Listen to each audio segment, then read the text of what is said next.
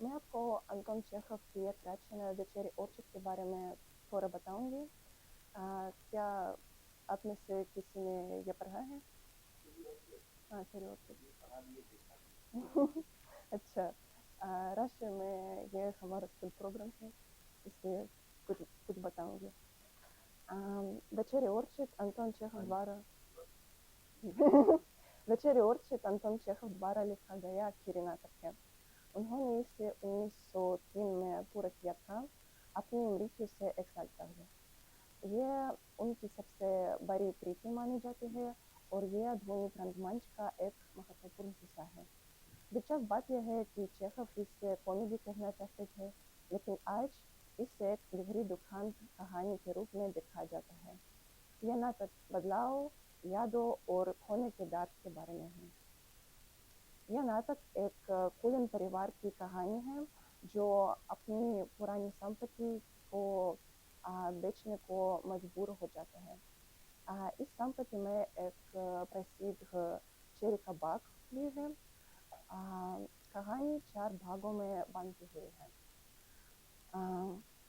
पहले भाग में एक महिला जमींदार लिबोफेनेस्का कई साल पेरिस में रखने के बाद अपनी संपत्ति वापस लौटती है। उसके साथ उसकी छोटी बेटी आन्या भी है। उनका स्वागत उसका भाई गायफ, गोद ली हुई बेटी वार्या और एक व्यापारी मित्र लपाहिन करते हैं। रनेव्स्का अपने पुराने घर और चेरी का बाग को देखकर भावुक हो जाती है, लेकिन परिवार के सामने एक बड़ी समस्या है। उन पर कर्ज है और उनकी संपत्ति जिसमें चेरी का बाग भी है नीलामी में बिकने वाली है। लपाहिन जिसके पूर्वज ऐसी संपत्ति पर किसान थे, एक सुझाव देता है। वो कहता है कि बाग को काटकर जमीन को छोटे छोटे प्लॉट में बांट दिया जाए और किराए पर दे दिया जाए। इसके बाद दूसरे भाग में कुछ हफ्तों बाद परिवार संपत्ति पर एक जगह पर बैठा है। रनेव्स्का और लपाहिन के लिए रनेव्स्का और गायफ के लिए लपाहिन का सुझाव मानना असंभव है। उनके लिए चेरी का बाग उनके परिवार की पहचान और यादों का प्रतीक है। वे उससे काटने की कल्पना भी नहीं कर सकते। वे किसी चमत्कार की उम्मीद करते हैं, जैसे कोई रिश्तेदार उन्हें उनके पैसे भेज दे और वे कुछ करने की बजाय सिर्फ बैठे रहते हैं। तीसरे भाग में संपत्ति पर एक पार्टी चल रही है, जबकि नीलामी शहर में हो रही है। परिवार घबराहट में इंतजार करता है।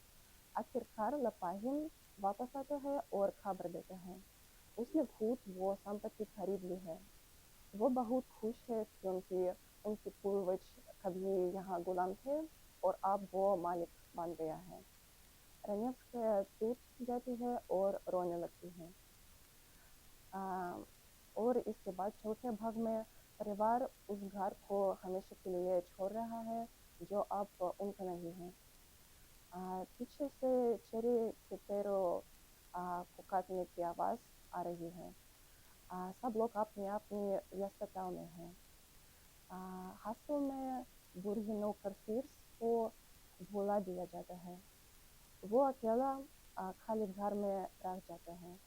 नाटक के अंत में वो वही लेट जाता है और पैरों के काटने की आवाज़ धीरे धीरे खामोश हो जाती है। वेचेरी ओर्चिड सिर्फ एक परिवार की कहानी नहीं है, ये उस समय की रूस समाज के बदलाव की कहानी है। ये नाटक दिखाता है कि किस पुरानी जमींदार वर्ग का अंत हो रहा है। रनेव्स्का और गायफ अच्छे, पढ़े लिखे और भावुक लोग हैं, लेकिन वे व्यावहारिक नहीं हैं। वे अतीत में जीते हैं और बदलाव को स्वीकार नहीं कर सकते। उनकी दुनिया सुंदर है, लेकिन वो खत्म हो रही है। और लपाहिन नए कमर्शियल वर्क की प्रतिनिधि है। वो हार्ड वर्किंग, व्यवहारिक और सफल है।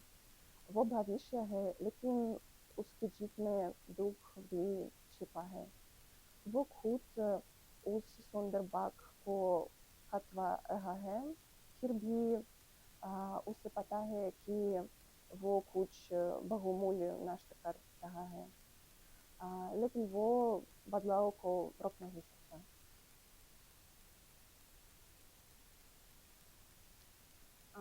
ये बाग इस नाटक का सबसे अहम प्रतीक है। ये सुंदरता, यादों, बचपन और पुरानी संस्कृति का प्रतीक है। जब ये बाग काटता है जब ये बाग काटता है तो ये दिखाता है कि अतीत को छोड़ना कितना दर्दनाक है, भले ही वो ज़रूरी है। चेखव के नाटकों की एक स्पेशलिटी ये है कि उनके पात्र बातें तो करते हैं, लेकिन एक दूसरे को सुनते नहीं हैं। हर कोई अपनी दुनिया में खोया है। आ, ये और ये आ, यही कारण है कि वे एक दूसरे की मदद नहीं कर सकते और साथ में डूब जाते हैं। Вечеря Orchid एक ऐसी कलजाई रचना है जो हर इंसान के अनुभव से जुड़ती है। यह अतीत को छोड़ने के डर और भविष्य की अनिश्चितता के बारे में है। चेखव अपने पात्रों को न तो सिर्फ अच्छा दिखाते हैं और न ही सिर्फ बुरा, वो उनकी सच्चाई के साथ पेश करते हैं। यह नाटक एक खूबसूरत लेकिन बीती हुई दुनिया को विदाई देने जैसा है। आखिरी दृश्य में चेरी के पेड़ों के काटने की आवाज़ सुनाई देती है, जो एक ज़माने के खत्म होने और नए ज़माने की शुरुआत का इशारा है। धन्यवाद।